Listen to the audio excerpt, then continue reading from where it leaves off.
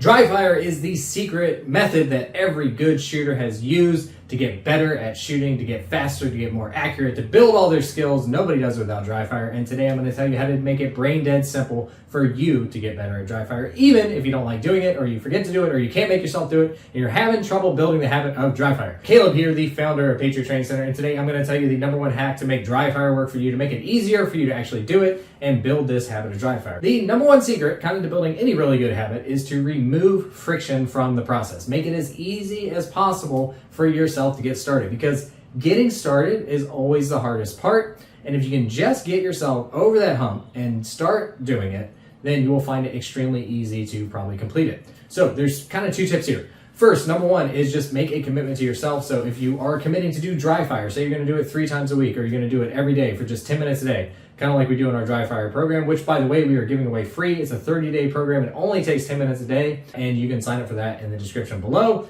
but you can check that out after this video. So if you're going to make a commitment to yourself like that, doing 10 minutes a day of Dryfire, all you have to do is get yourself committed enough to start, to do 1 minute of Dryfire. Maybe you're making up excuses. You're like, I can't do it, I don't have enough time, or whatever it is. Just say, okay, I'll go do 1 minute of it. And then by the time that you do 1 minute, you're like, okay, I'm already here, so I might as well just go ahead and finish. And before you know it, it's been 5-10 minutes or something like that. That's also why we have a 10-minute-a-day program. You can certainly spend more than 10 minutes a day, but once you get in that 10 minutes, you're usually in a groove, and it's easier to just continue doing it than it is to just stop or not do it. So tricking yourself into starting is one of the best ways to get started. And #2 is remove friction from the process. So what you want to do is set up an area in your home, in a safe area. Okay, let's talk about safe areas for Dryfire. You want it to be in a room that has no live ammo. You don't want your live ammo to get mixed up while you're trying to do Dryfire, because the gun is supposed to be unloaded. And that's all Dryfire is. Maybe you're not familiar with Dryfire, but you're practicing all your gun skills, your shooting, your gun handling, all those abilities with a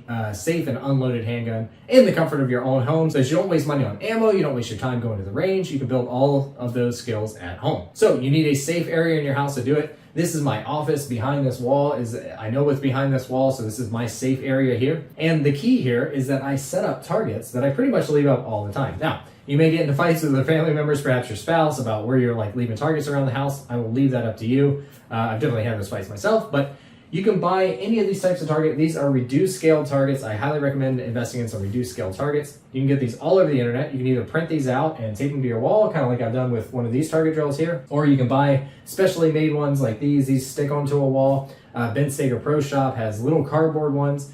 But any type of target that you want to be practicing with, you can get, and you can get scaled versions of them. So why do we use scaled targets? That's because these are 1/3 scale, and of course 1 yard is 3 feet, right? So basically for every foot, we're getting a sight picture that looks like a yard away in real life, right? Because it's a 1/3 scale. So I don't have 7 yards in this room, for example. I don't have 21 feet, but I do have 7 feet. So I can stand 7 feet back, and this 1/3 scale target will be a sight picture like I'm at 7 yards at the range, okay? #1 tip there, so get your targets set up and then leave them set up so that you don't have to go through this whole process to set up your Dryfire area every time that you want to Dryfire. It just wastes time, and it makes it harder for you to get started, and it gives you a reason to have an excuse, okay? So that's the #1 tip. And then go even further than that and have all your guns and your gear staged and ready. So you may be thinking, what the heck is all this? So first of all, you need a Dryfire timer. You need a shot timer.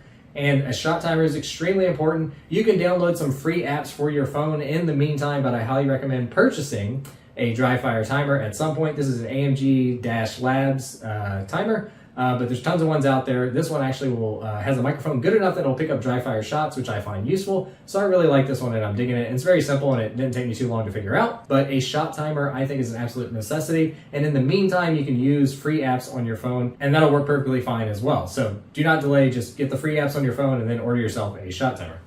The other thing that I do to remove excuses and to make it simple for me to get started and to remove friction in the process is I keep all my Dryfire stuff set up. So in this case, I've been practicing with competition gun, competition style rig and stuff like that. So what I have here are shorts with the inner belt already inserted in them. If you don't know, this is like a 2-piece competition belt type setup. This is an inner and an outer belt system. So basically these stay in my Dryfire area. So all I have to do is walk over there, put this on, and I can start Dryfiring. Again, removing friction from the process, whatever that takes for you. If you're practicing ring concealment, keep the holster on that you have, and that will work perfectly fine. But another tip, another thing that's gonna make it easier is instead of having to unload and reload your carry pistol, if that's what you're doing to practice with, I highly recommend most gun guys have more than one gun in their collection.